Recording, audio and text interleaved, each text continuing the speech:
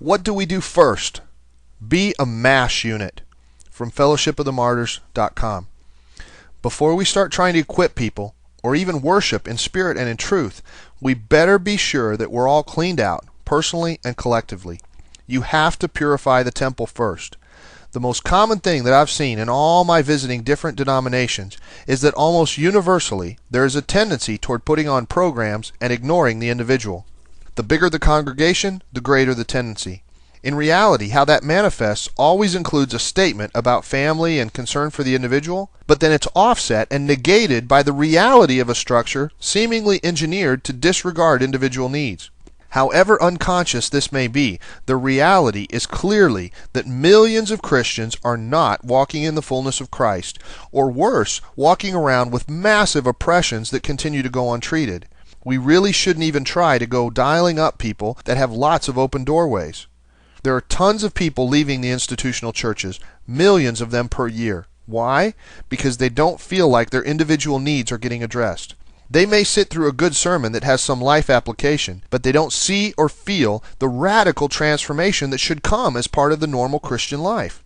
Or worse, they have a crisis or a need, and nobody in the church responds appropriately. We are not honoring God.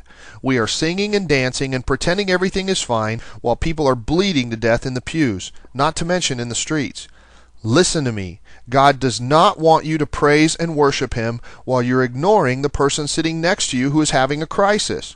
It does not bring Him honor for you to raise your hands and tell Him how great He is while you fail to act like Him and heal those nearest to you. Heal them, or at least treat them, and then you can go on praising and worshiping and telling Him how great He is. He just does not want to hear you singing while you're ignoring people that are crying inside.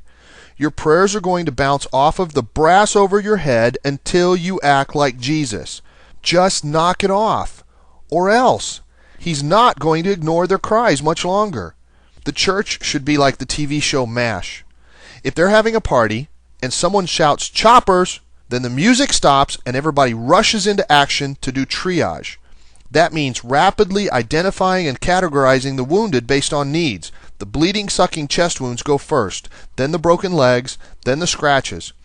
After everybody is treated and in recovery, then you can go back to your party. But what kind of hospital would you be if you let them bleed to death in the compound because you refused to stop singing and dancing because you had a schedule to keep? You planned for this party to take an hour and a half, and by golly, you're going to stay on time no matter what. The sick people can just wait until the show's over. Even when Jesus was right in the middle of a great sermon and had them all in the palm of His hand, if a paralyzed guy dropped down out of the roof, Jesus stopped talking and healed him. Mark 2, 1-12. Then He could go on with His sermon, and everybody was really impressed because of the miracle that had just happened in front of them. I'm not sure which would be the bigger miracle in some churches, that a paralytic rose and walked away, or that the pastor actually stopped in the middle of a sermon. The people of God need to be trained up in how to rapidly identify the physical, emotional, and spiritual warfare oppressing and killing their brethren, and then they need to be empowered to go and treat them on the spot.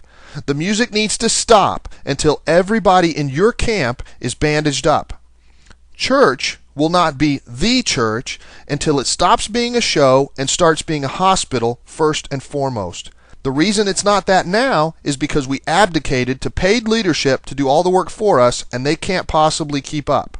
In fairness to us, many of them got to liking it and now don't trust the body to help them either. So it's a vicious cycle, but it's got to stop. The body has to learn to care for the body, whether or not there's a paid staffer. We need the gifts of discernment of spirits and word of knowledge and wisdom operating in force, and we need to get back to fulfilling the Great Commission.